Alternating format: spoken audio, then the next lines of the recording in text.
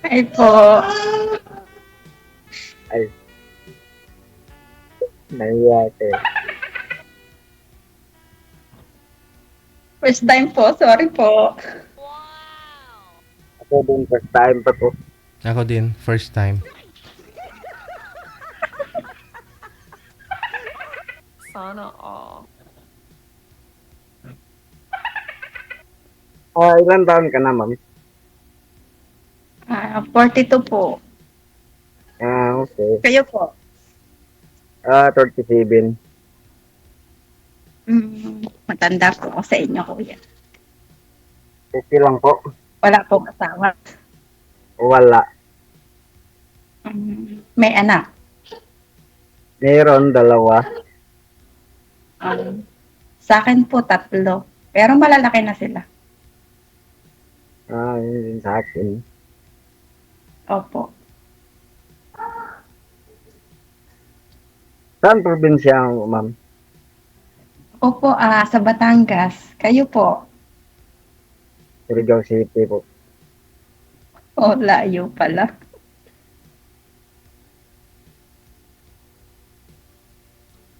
Layo. Oo nga po, layo. Mas malayo ho yung Pero Dubai. andito po ako sa Dubai. Oh, mas malayo yung Dubai. Opo, nandito. Nandito po kasi ako sa Dubai. Pumunta. Kaya mas malayo yung Oo. Dubai. Pumunta ka sa ibang lugar para maghanap ng trabaho. Ngayon pumunta ka rin sa lugar ni Boy, ni Sir Jomar, para maghanap ng mapapangasawa. Sana all. Sana all. Nahiya ko.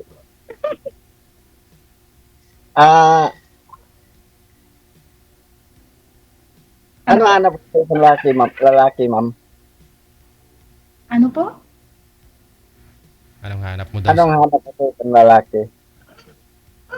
Ako po, simple lang po yung hanap ko, yung totoo at hindi maloloko. Kakadala kasi. Ilang beses ka na po ba naloko, ma'am? At nadala ka na?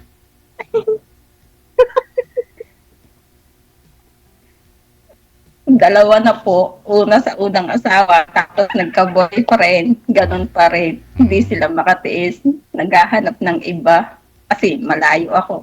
Ganun siguro. Oh, may solusyon dyan. Lumapit ka.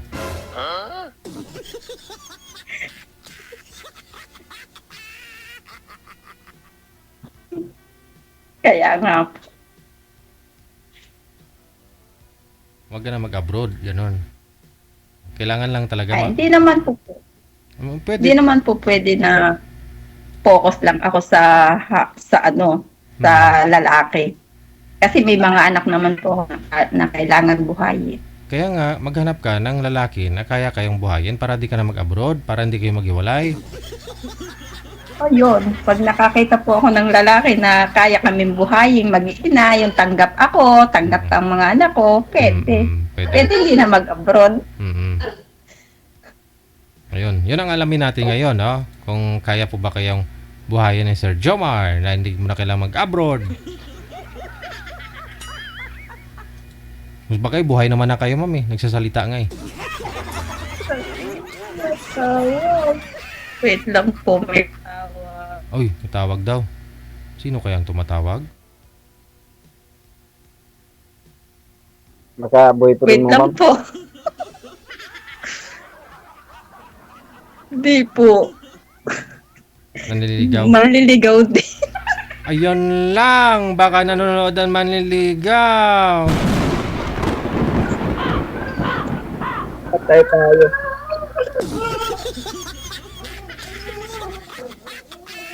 Sabihin mo. Wait lang. Uy, sabihin ng manliligaw. Uy, naghahanap ka ng manliligaw at ako'y nanliligaw sa'yo. Hindi mo ako pinapansin. Ito sa'yo, tawagan kita. Sino po?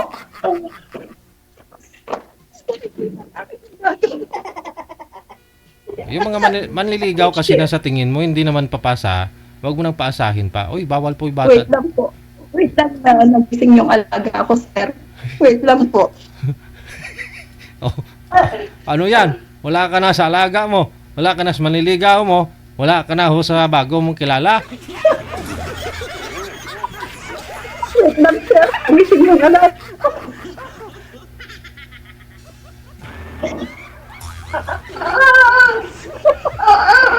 Wait lang, sir. Wait lang, sir. Luoy man sa unga, oy.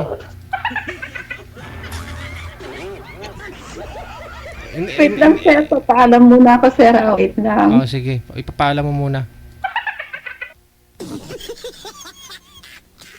Ayun, saglit lang ako, sir, ha. Yun lang. Ganoon naman talaga eh, no? Hindi pumasa yung manliligaw, so maghanap. Oh, kaya ho siguro kahit may mga manliligaw siya, eh, sumali pa rin siya talaga dito sa programa natin para maghanap pa, baka meron. Kaya nga sir. Mm-mm. Kasi iniwan ho siya ng asawa niya dahil ho'y malayo siya, no? Naghiwalay. At kung mo naman ho yan ang nangyayari, no, sa mga nag-iibang bansa o kahit na sa probinsya, pumunta ng malalayong lugar, yung partner. O like dito sa Maynila, galing probinsya. O malayo sila sa isa't isa. Kasi parang nag-abroad din yun eh. Oo. Ano pa ba kayo, sir? Hiwalay din sa asawa? Hiwalay na sir, tagal na, mga 8 years na yata. Aha. Ilan po anak ninyo? Dalawa po. Oo. Ilang taon na po yung mga panganay mo? Yung panganay ko 12 na, Bunso? 8 years. Okay. Nasa nanay po nila ngayon, mga anak ninyo? Opo. Aha. Ano naman, baka pwede nyo ikwento sa amin, ba't kayo naghiwalay ng nanay ng mga anak mo?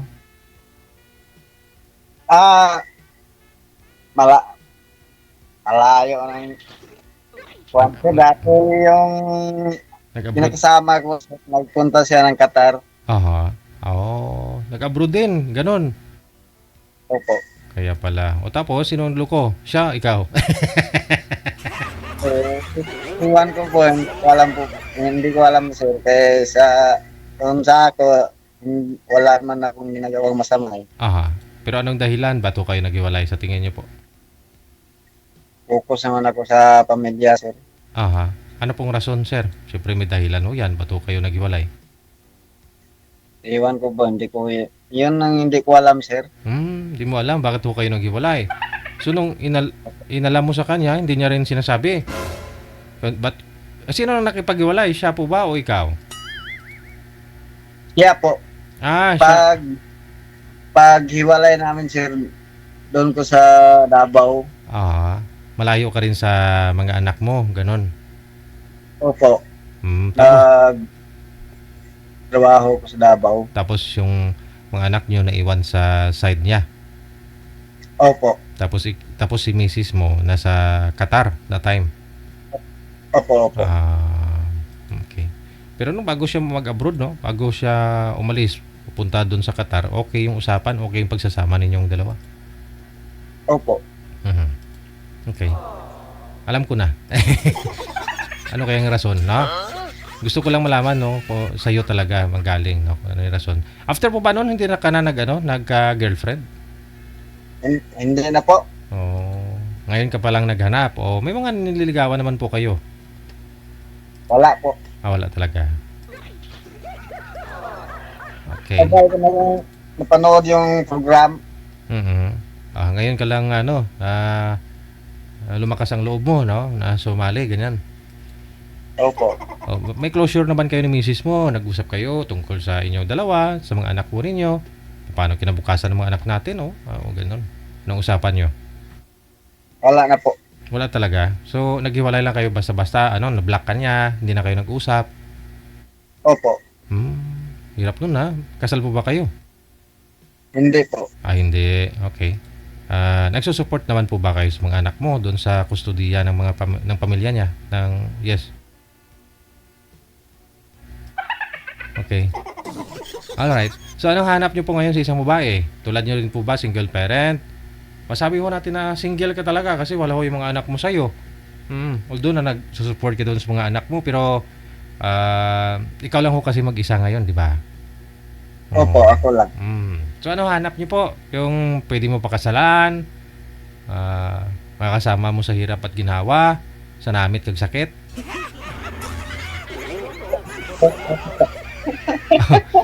Teka lang ha. Baba niyo po muna yung tawag, babalikan ho natin si ma'am, no? Kasi baka ho, ano na, nakapagpaalam na daw. Sabi niya kanina magpapaalam. Ha?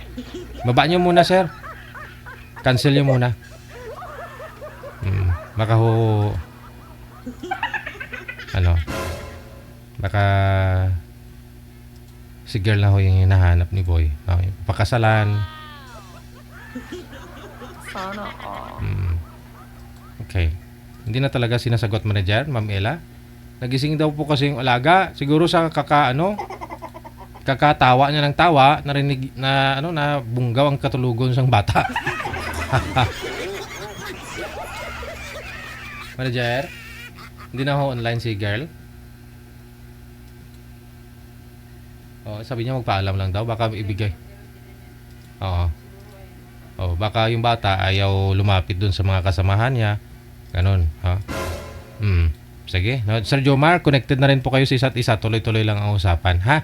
I-PM mo siya dun, no? Tapos kung may time, mag-reply. Kung payag naman siya na tawagan mo na lang. Okay. Maraming salamat. Thank you po. Salamat po.